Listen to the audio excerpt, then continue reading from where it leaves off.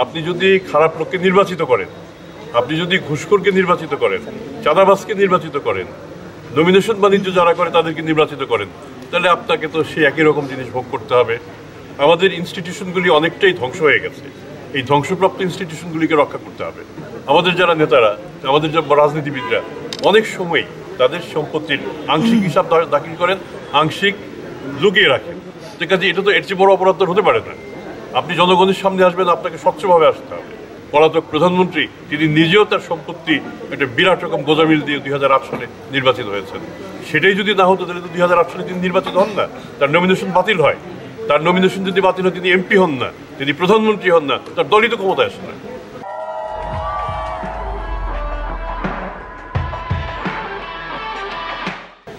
তাহলে দেখেন আমরা সেই সময় করি নাই, তারপর আরো 2-3টে ইলেকশন করলে আমরা কোনটাতে করি নাই। শুধু তখন না, এখনো আমি বলবো যারা সংসদে যাবেন, আমরা যাদেরকে নির্বাচিত করব, আমরা খারাপ লোক নির্বাচিত করব, তারপর তো খারাপই প্রত্যাশা আমাদের। কাজেই আমরা চলেন ভালো লোককে নির্বাচিত করি। ভালো লোক যদি নির্বাচিত হয় তাহলে তারা ভালো ভালো প্রশাসক আনবেন। খারাপ লোক কিন্তু খুঁজে খুঁজে ঘুষখোরদের ধরে নিয়ে আসবেন যে ঠিক আছে একে দিয়ে আমার কাজ হবে, ওকে দিয়ে কাজ হবে, ওকে আমরা নিয়ে আসি। কাজে ভালো লোক যদি চান প্রশাসনে, তাহলে ভালো লোককে নির্বাচন করেন।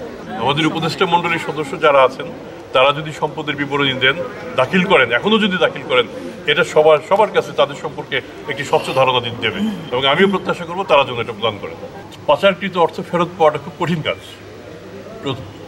এটার জন্য শুধুমাত্র দুদক না, দুদক, বাংলাদেশ ব্যাংক এবং সরকারের অন্যান্য প্রতিষ্ঠান সম্মিলিতভাবে কাজ করছে।